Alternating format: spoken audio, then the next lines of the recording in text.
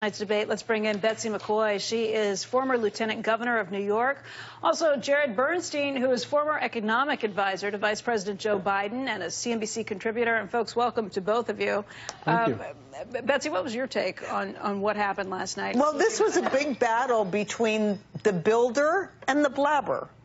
And as everyone expected, Hillary Clinton has made her living giving speeches, often for big fees. And she came in with 100 carefully prepared, scripted, memorized answers. She was very polished. But Donald Trump scored a couple of really big points. One was tagging Hillary Clinton with this failing economy and with the state of the nation. It was on her watch. She's part of the Obama administration. And secondly, he just tagged her as a blabber rather than somebody who gets the job done, especially in the area of trade. He really labeled her as part of the trade deficit, the cause of it, and came in hard on the NAFTA agreement, which has devastated Ohio, Pennsylvania, upstate New York, which I know very, very well.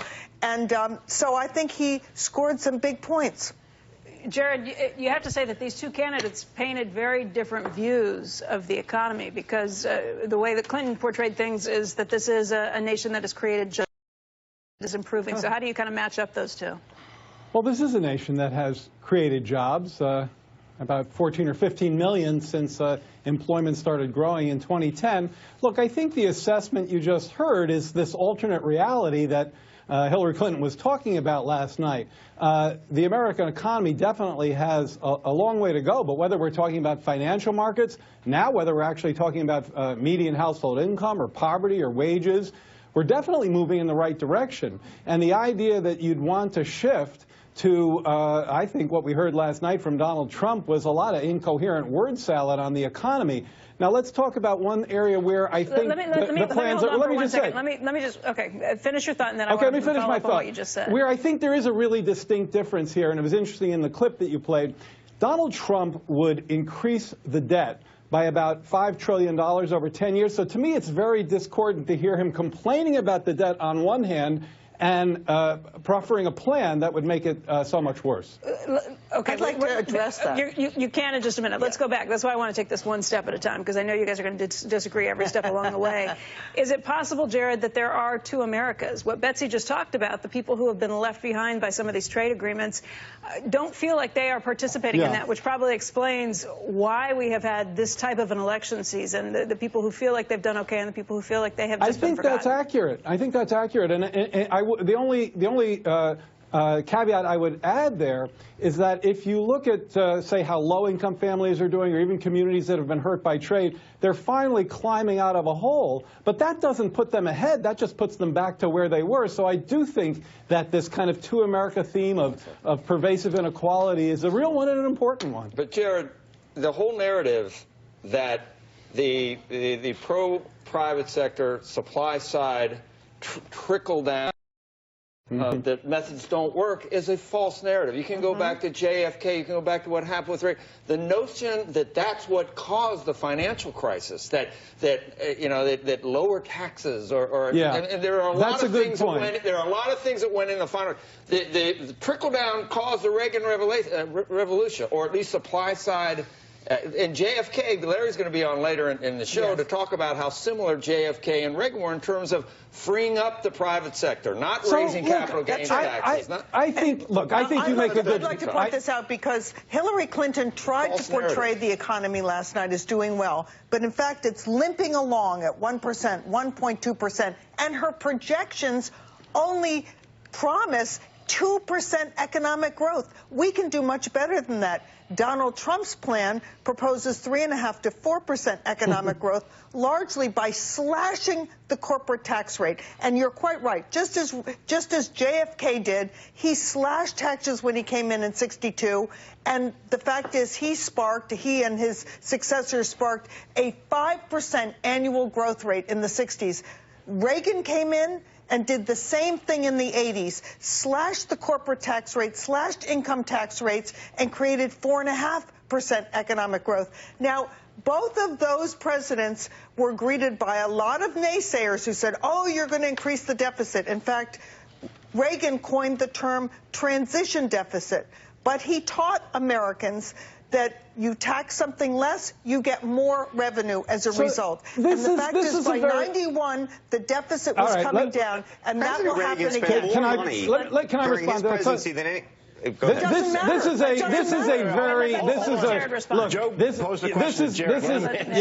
This is this trickle down business, and look, we've done this experiment. Hold on. Wait a second. You had a chance to make your point. Please let me do the same.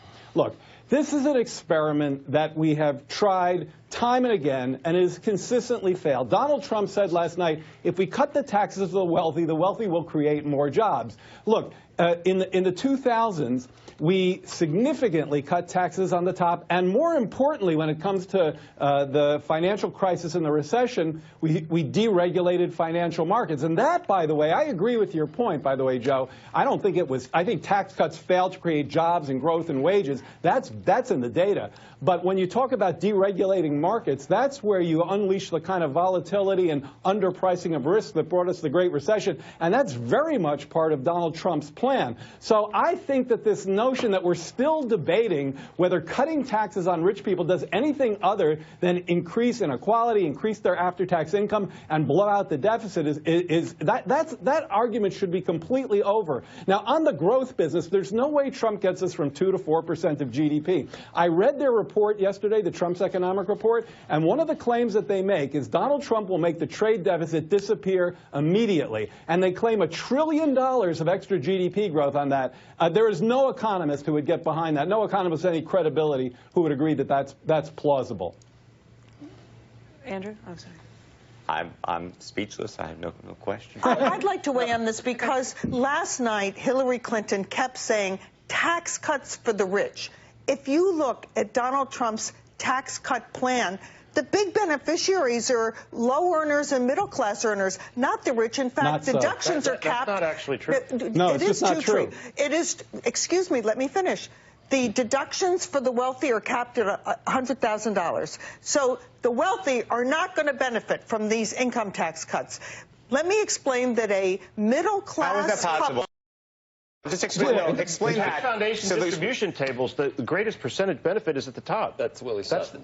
That's who pays the tax. I mean, this is not a matter. That's right. But the fact is, Donald Trump, class couple earning Trump $60,000 to himself. $70,000 with 2 little kids will pay no federal income tax under Donald Trump's plan. A single man earning $60,000 will save $2,700 under Donald Trump's plan.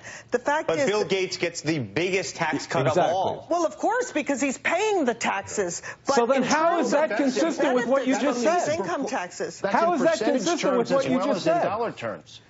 And so that's true, but also there was a study that came out yesterday. Hold on a second. That the Tax Foundation affirmed. Remember, the Tax Foundation is the conservative organization that Donald Trump was looking to for scoring and validation. He raises taxes on some middle-class families, especially those with children, especially single parents. Not if you include the child care tax credit. No, including that. I looked at the tables. You're absolutely wrong. Talk to the Tax Foundation. This is the politics of envy versus the politics of growth. Okay, and that's a different point. That's Hillary Clinton's whole demagogic approach. Instead of talking about how to spark growth, she is trying to divide the nation into the haves and have-nots, the blacks and the whites. But Betsy, you started out saying listen to her rhetoric. They didn't benefit disproportionately. Now you're saying, well, you shouldn't point out that they're benefiting because that's the politics of envy. It's an entirely different point. But if you listened to last night's debate, you would have come away thinking only rich people are getting tax cuts. When, in fact, if you look at the tables, people earning $50,000, $70,000, $100,000. So that's actually a fair point. They're going to have more money in their wallets. That's actually a fair point. That's actually a fair point. It is true that Donald Trump cuts taxes throughout the income distribution, but he cuts them far more at the Hillary top. doesn't cut them at all. And let me. I'm actually trying to help you here. He cuts taxes. He cuts taxes far more at the top. And as I think it was John who said, there are about 8 million families, and that's actually going to end up hurting a bunch of those families. About 8 million families, including many single heads. So it's a kind of a tax plan that does two things. It very much worsens the after-tax distribution of income, and frankly, I think we have enough inequality. It doubles down on this trickle-down nonsense that if you cut wealthy people's taxes, they'll create jobs. Doesn't happen. And I think most importantly, it adds $5 trillion to the debt. Now, people may not care about. This is what the Tax Foundation actually says on this. On a dynamic basis, the plan would increase after-tax incomes by 20% on average. All deciles would see an increase in after-tax AGI of at least 10.6% over the long term. Taxpayers that fall in the bottom 3 deciles would see their after-tax AGIs increase between 10.6% and 11.5%. Middle-income taxpayers in the 30th to 70th percentiles would see increases by as much as 19.7%. The top 1% of all taxpayers would see an increase in after-tax AGI of 27%. So it does give the biggest percentages to the top, but everybody across the board looks like they are taking home more. But it still costs $5 trillion, so I haven't figured out how you're explaining that. Not dynamic score. No, yeah, so that's the static score versus the dynamic score. The increase in tax revenue. Yeah, I'd be wary of that kind of. Which is a lot of conservatives have been arguing for a different approach. The tax rates were 90% and 70% at that time. It's a different thing from cutting them when they're 39.6. Do you want to support a candidate who predicts 2% growth into the indefinite future? He can achieve much more abundance than that, and the fact is that is Hillary we're not going to get faster growth simply by outlook.